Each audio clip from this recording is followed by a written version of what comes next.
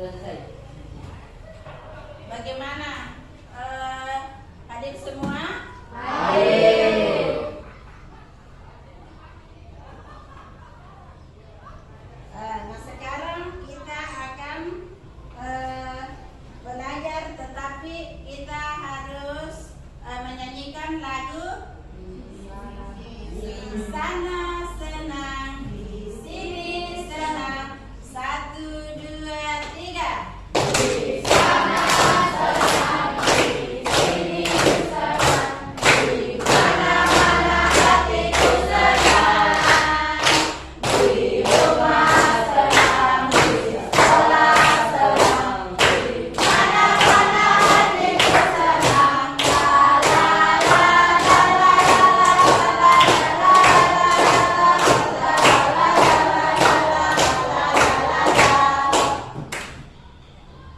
Terima kasih.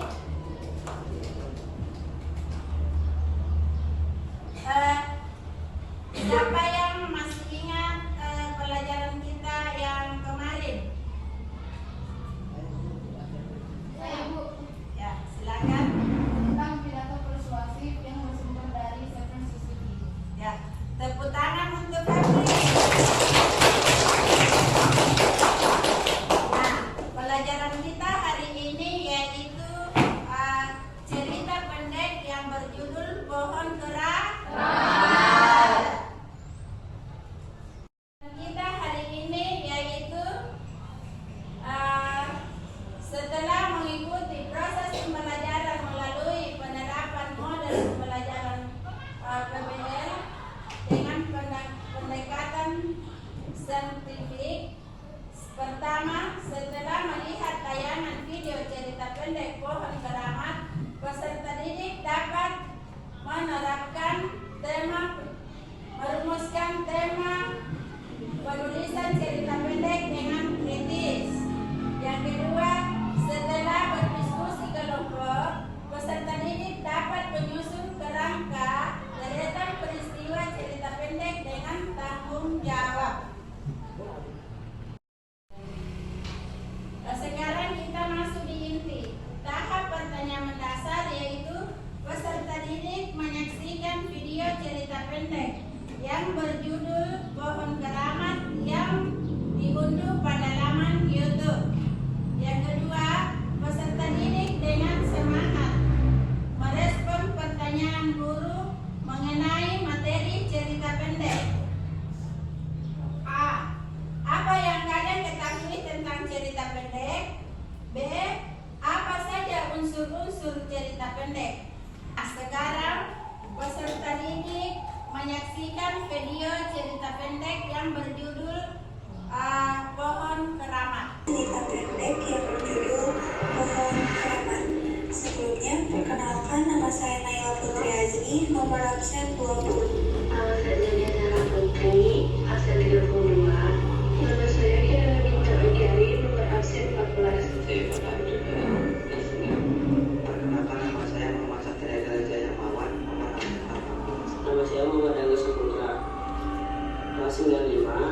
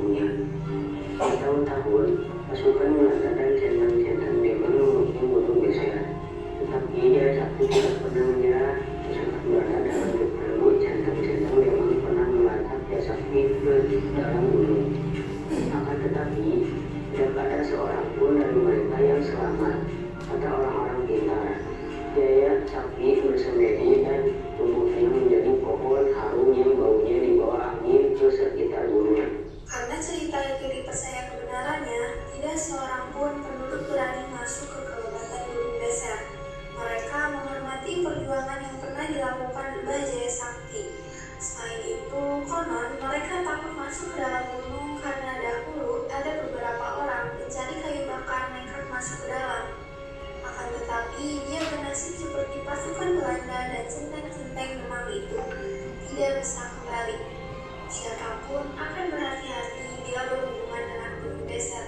Para pencari kayu bakar dan penyari rumput hanya berani sampai ke kaki gunung. Sejak saya ingat, cerita yang diketahui seluruh penduduk kampung juga meliputi karisma Gunung Beser. Setiap malam tertentu, katanya, dari Gunung Beser keluar cahaya yang begitu menyejukkan. Hanya orang tertentu yang bisa melihat cahaya itu. Konon, apabila seseorang dapat melihat cahaya itu dengan mata batinnya, maka ia termasuk orang yang bijaksana dan tinggi ilmunya. Apabila ada seorang saja dari penduduk kampung yang bisa melihat cahaya itu, artinya Mbah Jaya Sakti begitu penduduk kampung menyebut penghuni Gunung Beser melindungi kampung. Akan tetapi jika ada orang sembrono melanggar dengan Gunung Beser, Mbah Jaya Sakti bisa marah. Jangankan menebang pohon tanpa izin, masuk saja ke dalam gunung akan kualat. Bisa-bisa dianggap mata-mata Belanda oleh Mbah Jaya Sakti. Itulah sebabnya penduduk kampung begitu takut mengganggu ketenangan Gunung Beser. Bagi saya, Gunung Beser menyimpan kenangan tersendiri. Sejak umur 5 tahun saya sering tidur di rumah kakek. Sejak itu kakek membangunkan saya dan mengajak pergi ke masjid kecil di pinggir sawah. Saya yang kadang masih merasa ngantuk, begitu turun dari rumah selalu takjub melihat Gunung Beser berdiri kukuh. Saya merasa kesegaran pagi, harum dedaunan dan bau tanah adalah bau khas Gunung Beser. Saya selalu berharap begitu turun dari rumah bisa melihat gunung itu bercahaya. Usai jalan, kakek bisa mengontrol air sawah. Saya selalu mengintipnya dari belakang tanpa berbicara. Barangkali anak lain akan mengeluh karena air dan udara sawah dingin. Akan tetapi, saya tidak. Saya menyukai kesegaran air dan udara itu. Tak jarang saya mandi di banjaran sawah. Dari mata yang lebar-lebar saya menyaksikan bagaimana gunung Beser tertimpa ke rasa saya untuk lama tahun bercahaya tertimpa sinar matahari. Saya sering beranggapan bahwa cahaya itu bukan dari matahari, tapi keluar dari hati saya sendiri. Setiap melihat dedaunan yang bergoyangan, saya sering melamun melihat Jaya Sakti salat di atas daun pisang. Sawah-sawah di kampung saya, air tidak mesti diperebutkan. Gunung Beser memberikan air yang melimpah, nama Gunung Beser. Sendiri berarti mengeluarkan air terus-terusan. Mata air yang berada di kaki gunung mengalirkan sungai yang lumayan besar. Bagian air itu dialirkan ke kampung untuk memenuhi bak-bak mandi. Sisanya yang masih melimpah mengairi sawah dan kolam. Selain itu, masih banyak mata air kecil yang dipakai penutup sebagai pancuran. Oleh karena itu, belum pernah ada berita para petani berkelahi karena berebut air. Kakek dan para petani lain juga sering mengontrol sawah pagi-pagi. Mereka bukan mengontrol takut sawah kekeringan, tetapi memeriksa kalau ada urutan kecil atau lubang-lubang yang dibuat ketam. Atau siapa tahu ada berang-berang yang menyerang kolam. Biasanya pemangsa ikan itu memisahkan kepala ikan di atas pematang. Bila hal itu terjadi, kemarahan para petani tidak akan terbendung lagi. Berang-berang itu akan diburu oleh orang sekampung. Saya beberapa kali melihat para petani berburu berang-berang atau tikus. Mereka mengasapi seluruh lubang yang ditemui. Bila ada buruannya yang keluar, orang-orang mengejar sambil berteriak-teriak. Tentu pemukul tidak ketinggalan ikut beraksi. Sekali berburu, puluhan tikus atau berang-berang bisa didapatkan. Bila panen tiba, setiap petani yang punya sawah luas akan mengadakan syukuran. Para tetangga diundang. Jika ditangkap atau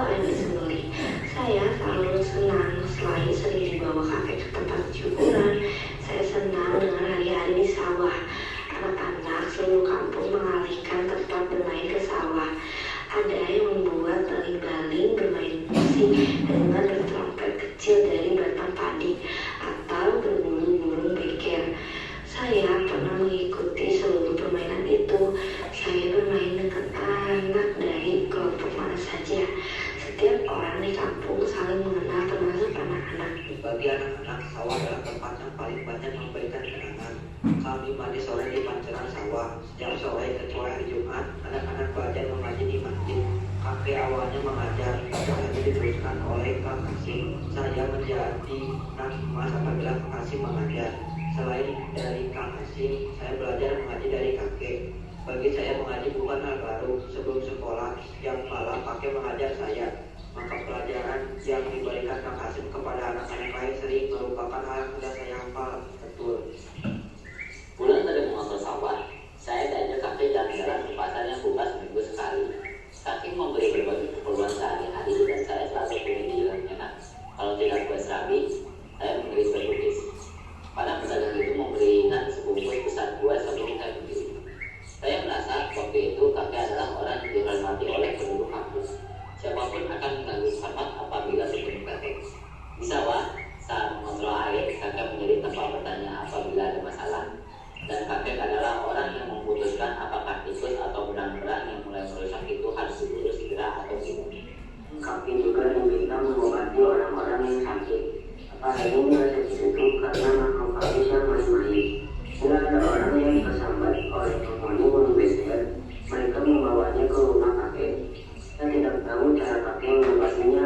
Mungkin beliau memakai doa-doa, tapi tidak jarang kakek malah membawa si sakit ke rumah Pak Mantri. Kedamaian kampung saya mulai terusik saat jalan besar menghubungkan dengan kota kecamatan dan kota kabupaten diperbesar dari aspal. Memang aspal ala kadarnya, tidak sebagus sekarang, tapi jalan itu memberikan gejolak tersendiri. Para petani hilir mudik ke kota kabupaten menjual hasil bumi. Anak-anak remaja tidak sedikit yang kemudian meneruskan sekolah ke kota. Pembangunan pabrik-pabrik semakin santer diinformasikan orang kecamatan. Perkenalan kampung saya dengan dunia luar menyadarkan penduduk bahwa di luar sana sudah banyak yang terjadi. Kebutuhan hidup semakin meningkat, kampung saya semakin sibuk. Ngobrol-ngobrol santai di sawah atau di masjid sehabis sholat jarang dilakukan para orang tua. Bila panen tiba, undangan syukuran semakin jarang. Panen pun hanya dilakukan oleh segelintir orang, tidak lagi merupakan pesta kampung. Kebutuhan yang semakin mendesak memaksa penduduk kampung untuk memfungsikan segala yang dipunyai.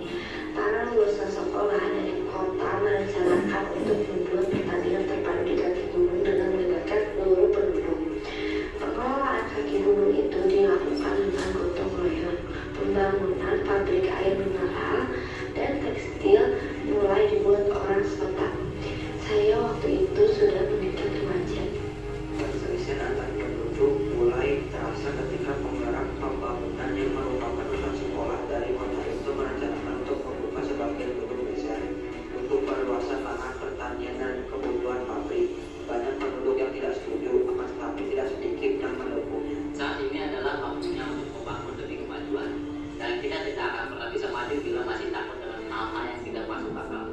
Begitu diantaranya kata-kata yang biasa diucapkan pada penggerak pembangunan dan orang kabupaten yang memperjuangkan perluasan pabrik. Apa yang mesti ditakuti dari penghuni gunung beser? Mereka malah telah memberikan apa yang dipunyainya. Air yang melimpah, tanah yang subur, dan udara yang segar. Kita tidak bisa memanfaatkan kekayaan itu karena kita takut oleh hal-hal yang tidak perlu ditakutkan, kata mereka. Banyak penduduk yang mendukung pembukaan gunung beser. Sebagiannya masih menghormati karisma gunung beser. Datang ke rumah kakek, mereka meminta pendapat kakek. Saya tidak tahu apa yang kakek katakan sebelum mereka pulang.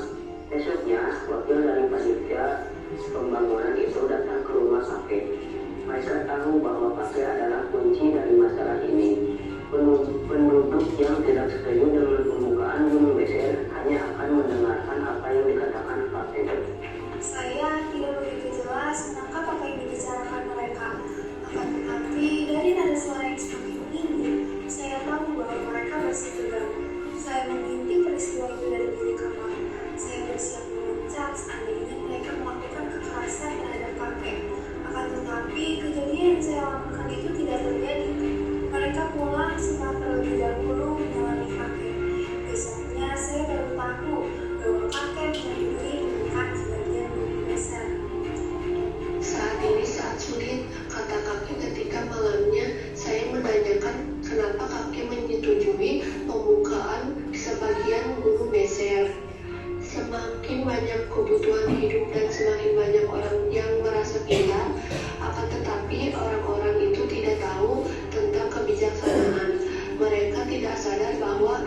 sebagian besar manusia yang ada di dunia ini adalah yang ada di bawah standar kepintaran.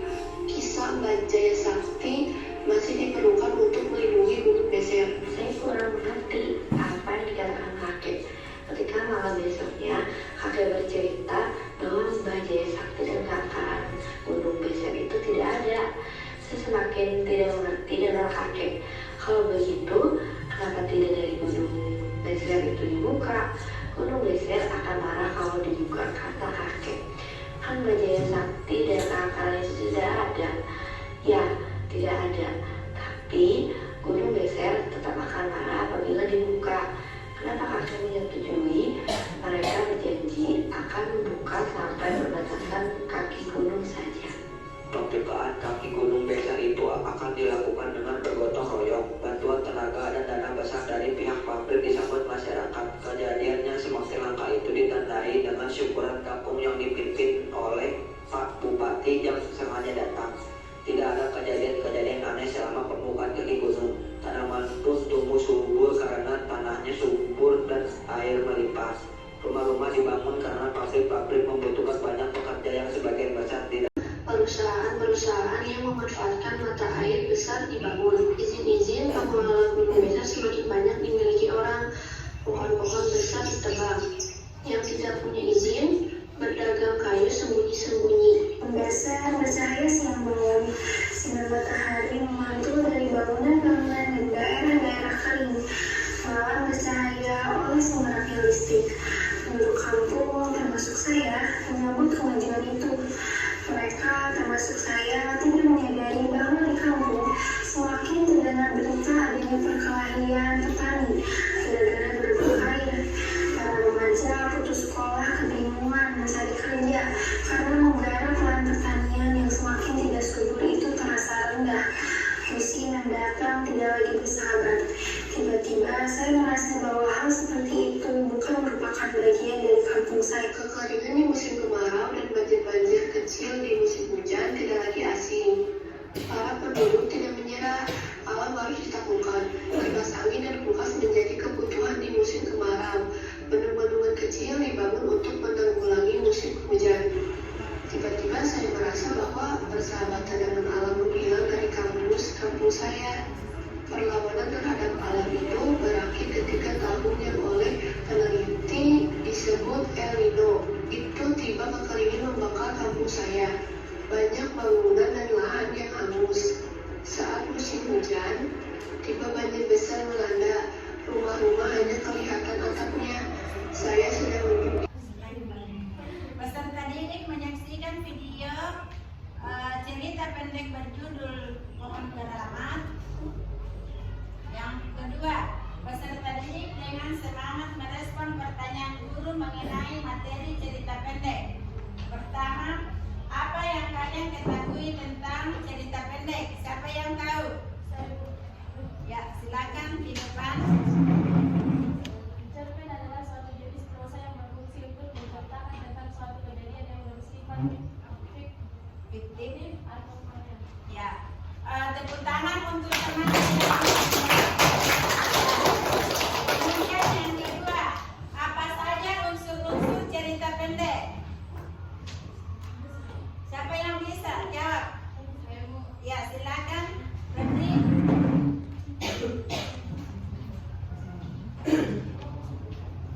Unsur intrinsik yaitu membangun dari dalam cerita penduduk seperti tema, plot atau alur, tokohan, sudut pandang. Unsur ekstrinsik yaitu unsur membangun dari luar cerita seperti lingkungan sosial budaya, tempat karya sastra dilahirkan, latar belakang pengarang, dan nilai-nilai yang terkandung dalam cerita. iya, tepuk tangan untuk Berti. Kemudian kita akan buat kelompok. Coba kelompok 1, 2, dan 3. Berarti 1, 2, 3. Tinggal ini ditambah ini. Kita geser saja di situ nak yang di belakang. Geser saja gabung dengan ini yang sebagian di sini. Jadi satu kelompok di sini, satu kelompok di sini, satu kelompok di situ. Jadi yang 3 itu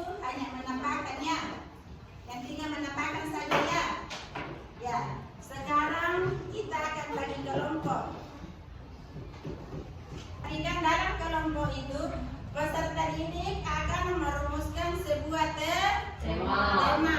Ya. Kemudian yang kedua, peserta didik dengan kritis memberikan tanggapan dan pendapat tema cerita pendek yang akan dipilih. Kemudian yang ketiga, peserta didik dengan kritis memberikan memilih satu tema yang sesuai dengan pengalaman pribadi peserta didik. Nah, itu saja. Sekarang saya akan bagikan lembaran kerja ya.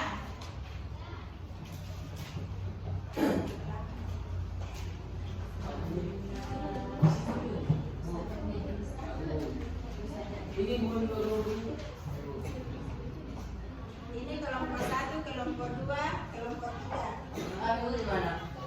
Gabung di sini saja. Gabung.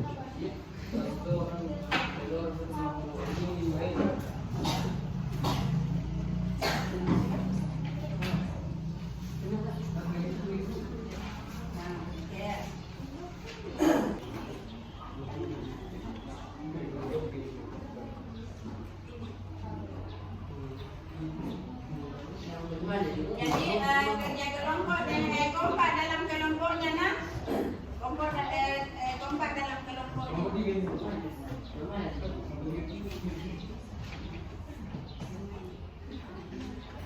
Yang bagus dari saya.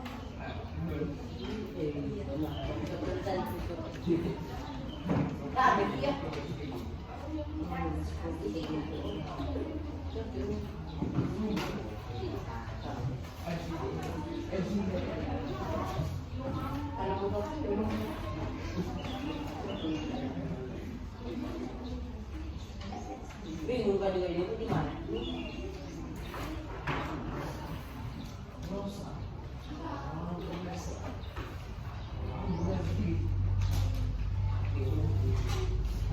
Polisi datang. Di bagus sini. Di sini yang menanggapi.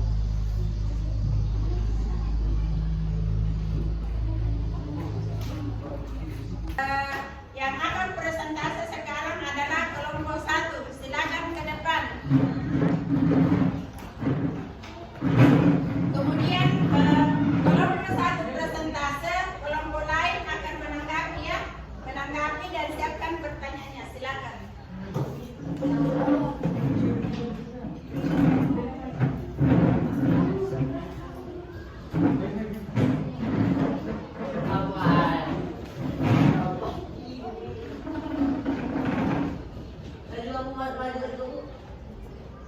Ya nanti kalau saya pakai. Ya mas.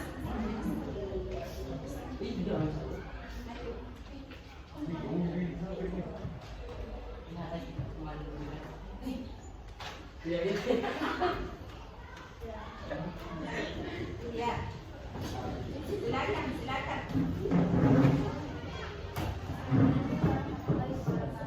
Waalaikumsalam warahmatullahi wabarakatuh.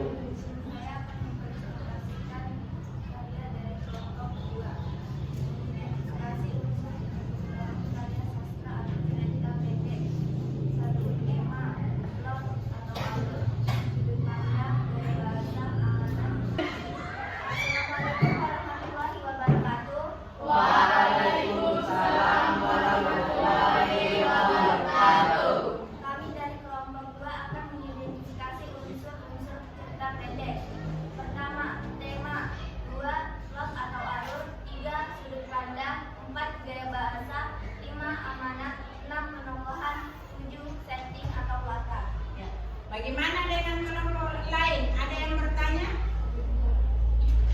Silakan Nurina.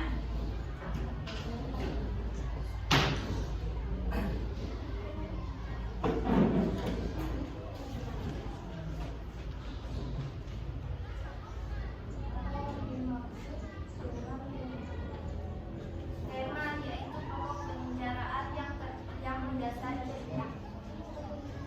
Ada yang lain? Coba silakan di kelompok 2.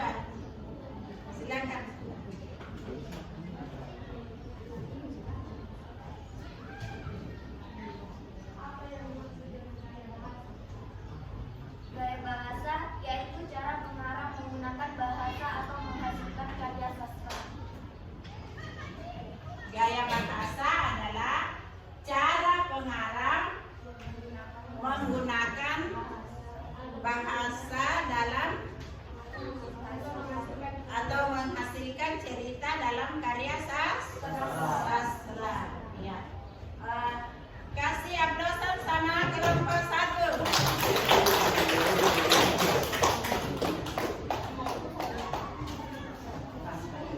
Waalaikumsalam warahmatullahi wabarakatuh. Kami akan mempresentasikan identifikasi fungsi dan menganalisis untuk pembangunan UN.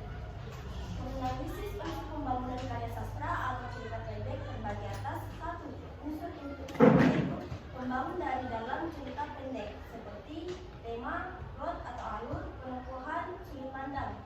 2. Unsur ekstrinsik yaitu unsur membangun dari cerita luar seperti luas sosial budaya, tempat karya sastra dilahirkan, latar dan latar belakang pengarang, dan nilai-nilai yang terkandung dalam cerita. Ada silakan untuk kelompok lain menanggapi. Ya, siapa yang bisa memberikan pertanyaan kepada kelompok 2?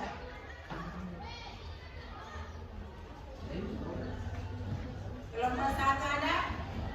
Bisa bertanya? Bagaimana dengan kelompok lain?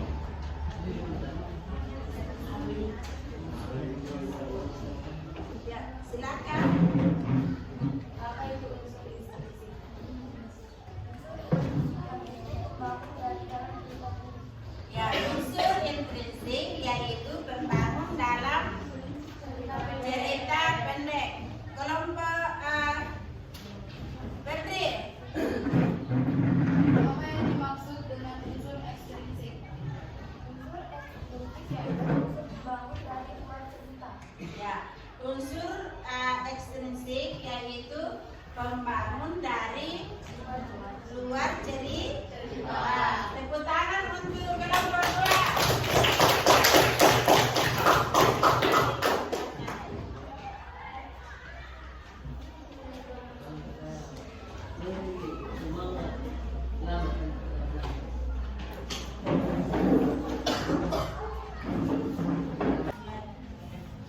Ya, sekarang kita akan di bagian penutup, yaitu peserta didik dengan guru melakukan refleksi, pengalaman belajar dan menyimpulkan materi. Nah, kita akan menyimpulkan materinya. Pertama, cerpen adalah suatu jenis prosa yang berfungsi untuk menceritakan tentang suatu kejadian yang bersifat fiktif atau khayal. Ya, kemudian di pohon cerpen pohon keramat itu ada namanya mengidentifikasi, termasuk tema, kemudian plot atau alur, kemudian terus sudut pandang, gaya bahasa, kemudian sudut pandang, kemudian amanat, penokohan, dan setting. Kemudian di pohon cerpen pohon keramat itu ada yang dimaksud dengan amanat. Amanat di sini di cerpen pohon keramat yaitu pesan yang ingin disampaikan dalam cerita tersebut adalah manusia tidak boleh serakah dalam menggunakan alam. Ya, apabila terdapat yang menebang maka juga harus dibarengi dengan menanam pohon juga. Ya. Kemungkinan ada yang tahu pesan moralnya cerita pendek. Pesan moral cerita pendek. Ada yang tahu pesan moral cerita pendek? Ada yang tahu? Ya, silakan. Pesan moral anak terhadap alam untuk kebaikan manusia. Iya, pesan moral cerita pendek pohon keramat itu adalah kebijakan terhadap alam untuk kebaikan manusia. Sekarang kita akhiri sampai di sini pelajaran kita hari ini. Kita akhiri dengan ucapan Assalamualaikum warahmatullahi wabarakatuh. Waalaikumsalam warahmatullahi wabarakatuh. Sebelum kita pulang, kita akan berdoa dulu. Turunlah wali Jakarta menurut agama dibikin masing-masing. Maka dimulai.